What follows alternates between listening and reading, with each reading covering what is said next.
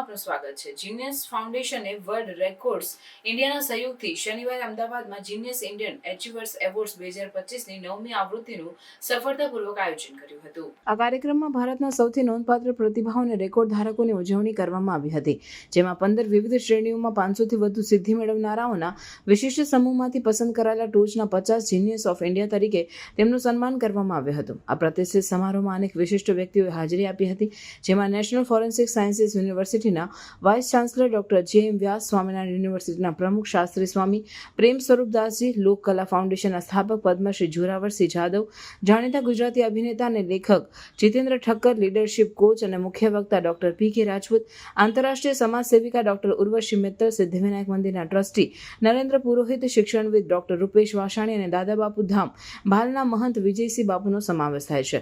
પદ્મશ્રી ગુલાબી સપેરા, તબલાના તેજસ્વી કલાકાર મોલુ હરિયાણી, જાણીતા ગુજરાતી ગાયક ઉદયનદાન ગઢવી, અભિનેત્રી અને ગાયિકા પુષ્પા ચૌધરી, હાસ્ય કલાકાર અરવિંદ શુક્લા, બોલિવૂડ લેખક શોભિત સિંહા અને પાટણના ભારતીય સેનાના અધિકારી કર્નલ નીતિન જેવા ખ્યાતનામ કલાકારો દ્વારા રજૂ થયેલા જીવન સાંસ્કૃતિક કાર્યક્રમોથી સાંજ જીવંત બની હતી। સાંજની મુખ્ય વિશેષતા વર્લ્ડ રેકોર્ડ્સ ઇન્ડિયા બુક 2024ના પોસ્ટરનું ભવ્ય અનાવરણ હતું, જે ભારતની અસાધારણ સિદ્ધિઓને સન્માનિત કરવામાં વધુ એક સીમાચિહ્નરૂપ હતું। તેમના આજીવન યોગદાનની કદર રૂપે ડોક્ટર જે.એમ. વ્યાસ અને પદ્મશ્રી ગુલાબી સપેરાને લાઇફ ટાઈમ અચીવમેન્ટ એવોર્ડ તેમજ world records India best education સન્માનથી નવાજવામાં આવ્યા હતા। મનીષા પાટીલ અને દિનેશ પૈઠણકરને પણ બેસ્ટ એજ્યુડિકેટર પુરસ્કારથી સન્માનિત કરવામાં આવ્યા હતા।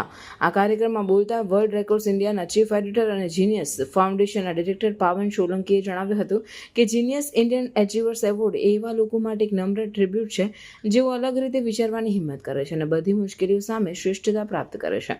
ભારતના ટોચના 50 પ્રતિભાઓને ઓળખવા એ લોકોનું સન્માન કરવાની અમારી રીત છે, જેઓ પ્રેરણા આપે છે, નેતૃત્વ કરે છે અને પરિવર્તન લાવે છે।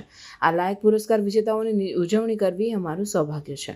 9મો જીનિયસ ઇન્ડિયન એચીવર્સ એવોર્ડ 2025 પ્રતિભા, પરંપરા અને પ્રેરણાના ભવ્ય સંગમ તરીકે ઉભરી આવ્યો, જે એક નવા અને મહત્વાકાંક્ષી ભારતનું સાચું પ્રતિબિંબ હતું। क्रिएटर ऑफ कालबेलिया डांसर हूँ और राजस्थान की हूँ और मैंने हमारे समाज में पहला लड़की हूँ जिसने डांस स्टार्ट किया। हमारे समाज में पहले डांस नहीं होता था, हम घर घर जाके सांपों को नचाते और बीन बजा के और सांपों को नचाने का काम है, बस वही उसी से हमारा पेट पालन होता था। और हमारे बेटियाँ बहुत कम रखते थे लोग, क्योंकि बेटियों को रखना, जंगल में रहते थे और बेटियों को रखना बहुत हमारे लिए बड़ी बात थी कि जिम्मेदारी है, तो वो गरीबाई के कारण हम लोग बेटियों को ज़्यादा जिंदा नहीं रखते थे और उसी कारण बेटियों को जिंदा हम लोग ज़मीन में गाड़ देते थे और भगवान को ये कहते कि भगवान हमारे पास आपने बेटी भेजी है, हम इसका देखभाल नहीं कर सकते, क्योंकि हम तो जंगल में रहते हैं, मांग के खाते हैं, भिक्षावर्ती करते हैं, बीन बजाते हैं, सांपों को नचाते हैं, तो हम लोग भगवान को वापस ही सौंप देते थे कि ये आप ही रखो कि अच्छे घर जन्म दो। तो उसी समाज की बेटी हूँ मैं और मेरे को गाड़ दिया था और गाड़ने के बाद मेरी माँ समाज से खिलाफ जाके और 5 घंटे बाद शाम की 7 बजे मेरा जन्म हुआ, धनतेरस का जन्म हुआ है और शाम की 7 बजे जन्म हुआ और रात की 12-1 बजे मेरी माँ जमीन से वापस मुझे निकाल के लेके आई, इसी शर्त पे कि मेरी बेटी जिंदा मिलेगी मुझे, और मैं मेरी माँ को जिंदा मिली और मेरी माँ पूरे समाज से खिलाफ जाकर मेरे को जिंदा रखा। तो मैं हर माँ को यही कहना चाहती हूँ कि आप भी अगर ये कोशिश करें तो आपके भी कन्या भ्रूण हत्या नहीं हो और ये बेटियाँ जिंदा रहें। तो मैं उसी समाज की बेटी हूँ और मेरे पापा के साथ मैं सांपों के साथ नाचते नाचते मुझे प्रेरणा मिली और सांपों का झूठा दूध पी पी के मैं बड़ी हुई और बस वहाँ से बीन की धुन, डफली की थाप सुन के रूनी से रिदम और प्रेरणा मिली और मैं पापा के साथ डांस करती थी। और सरकार की नज़र पड़ी 1981 में, पुष्कर मेला में वहाँ नाच रहे थे और वहाँ से मेरा सफ़र स्टार्ट हुआ और मैं प्रोग्राम स्टार्ट किया तो समाज के लोगों ने हमें समाज से बाहर कर दिया और फिर जाके पापा ने कहा कि कोई बात नहीं, सरकार के हाथों में गई मेरी बेटी। तो फिर मैंने प्रोग्राम किया और 85 मेरे को अमेरिका जाने का मौका मिला और उसके बाद मैंने कभी घूम के पीछे नहीं देखा। समाज का बहुत कुछ ऊपर दबाव था लेकिन मैंने पीछे घूम के नहीं देखा। सब लोग ये कहते बहुत आगे जाएगी, आगे जाएगी, आगे आगे के चक्करों में 170 कंट्री जा चुकी।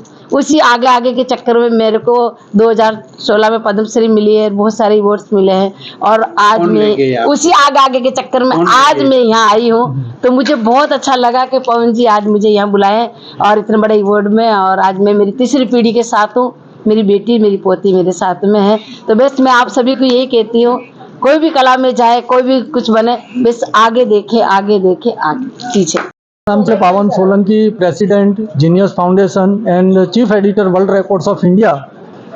આજે અમે કરવા જઈ રહ્યા છીએ 9th Indian genius Indian achievers award GR 2025, જેની અંદર આખા ઇન્ડિયાથી આઉટ ઓફ 500 રેકોર્ड्स એમાંથી અમે टॉप 50 जीनियसिस ऑफ इंडिया, जो पूरे इंडिया से लोग आए यहाँ, और आज उनका सत्कार होगा. और हमारी जो नई बुक आ रही है 24 की, उसका भी हम यहाँ पोस्टर लॉन्च करने जा रहे हैं.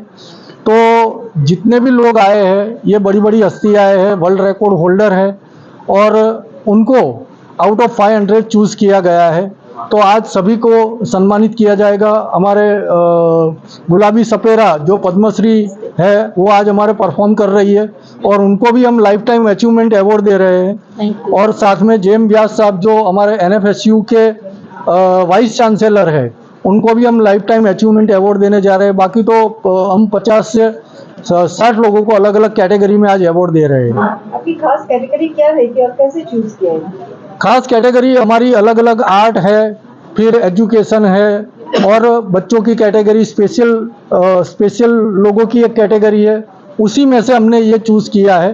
और आज हमारे छोटे बच्चे भी 8 बच्चों को हम अवार्ड दे रहे हैं, जिसमें हिवा साहब ही है जो इन्फ्लुएंसर है, सबसे छोटी, करीबन 5 लाख फॉलोअर हैं उनके. तो उनको भी हम आज सम्मानित करने जा रहे हैं. साथ में हमारे इनरव्हील नेशनल प्रेसिडेंट जो है, वो दिल्ली से पधारे, पद्मश्री जोरावर सिंह यादव और PK राजपूत साहब, वो भी हमारी ज्यूरी, और जितेंद्र ठक्कर साहब वो भी हमारे ज्यूरी में है. तो उन्हीं लोगों ने ये लोगों को चूज़ करने में हमको मदद की है.